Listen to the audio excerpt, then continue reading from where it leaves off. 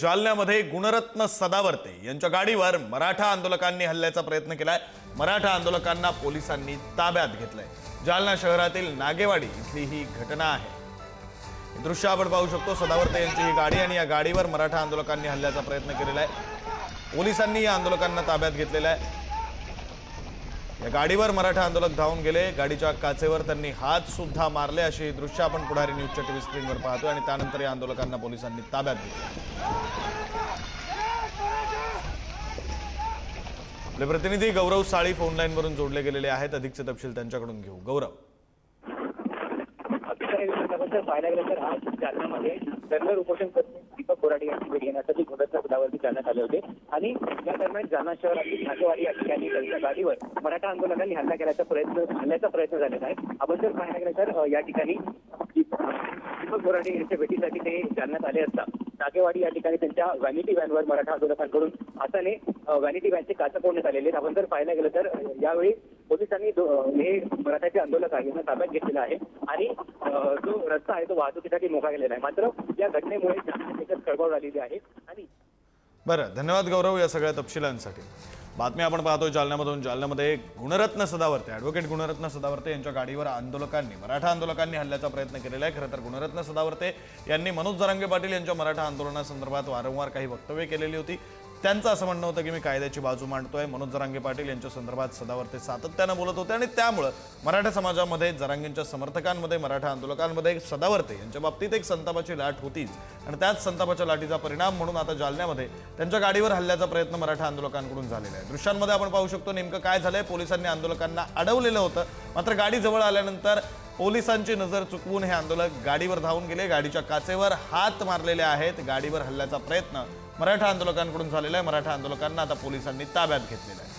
तिघं आंदोलक या दृश्यांमध्ये आपण पाहू शकतो। पहिल्या आंदोलकांना पोलिसांनी थांबवलं, दुसऱ्याने गाडीच्या काचेवर हात मारलेच आणि तिसऱ्या आंदोलकाकडून सुद्धा तसाच प्रयत्न झाला आणि या आंदोलकांना आता पोलिसांनी ताब्यात घेतलेलं आहे। जालन्यामधली ही घटना आपण पाहतोय। जालना शहरातल्या नागेवाडी इथे ही घटना घडलेली आहे। गुणरत्न सदावर्ते हे जालन्यामध्ये आलेले असताना त्यांच्या गाडीवर हल्ल्याचा मराठा आंदोलकांनी प्रयत्न केला। त्याची ही दृश्य आपण पुढारी न्यूजच्या टीव्ही स्क्रीनवर आत्ताच्या क्षणाला पाहतोय। ॲडव्होकेट गुणरत्न सदावर्ते हे मनोज जरांगे पाटील यांच्याबद्दल त्यांनी केलेल्या काही वक्तव्यांमुळे, मनोज जरांगे पाटील यांच्या उपोषणासंदर्भात, त्यांच्या आंदोलनांसंदर्भात सदावर्ते यांनी केलेल्या काही वक्तव्यांमुळे त्यांच्या बाबतीत मराठा समाजामध्ये संतापाची लाट ही होती। मराठा समाजाच्या मनामध्ये, मनोज जरांगेंच्या समर्थकांमध्ये, मराठा आंदोलकांमध्ये गुणरत्न सदावर्ते यांच्याविषयी काहीशी चिडेची भावना होतीच। वारंवार माध्यमांशी बोलताना सुद्धा या आंदोलकांनी आपली भावना बोलून दाखवली होती। आता सदावर्ते यांच्या गाडीवर हल्ल्याचा प्रयत्न या आंदोलकांनी केला। या संदर्भात बोलण्यासाठी आपल्यासोबत गुणरत्न सदावर्ते स्वतः जोडले गेलेले आहेत। आपण त्यांच्याशी बोलूया। गुणरत्न सदावर्तेजी, नेमकं काय घडलंय? दृश्यांमध्ये आम्ही पाहू शकतो गाडी तुमची आहे, त्या गाडीच्या काचावर हात मारण्याचा प्रयत्न या आंदोलकांनी केलाय। नेमकं काय घडलं?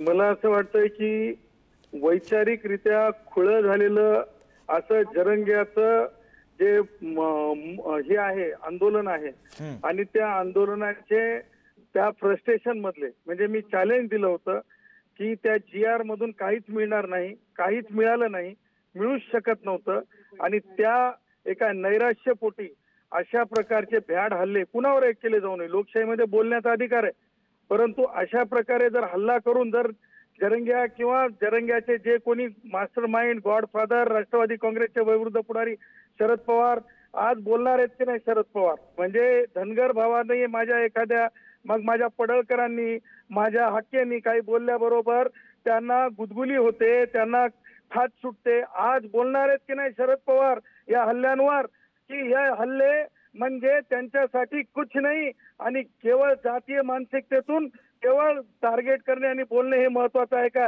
हे सुद्धा मी वाट बघत आहे की शरद पवारची काय प्रतिक्रिया असते। कारण मला ह्या अशा हल्ल्यांमुळे काही भीती वाटत नाही। मी माझ्या फुटावरला धूळ सुद्धा समजत नाही।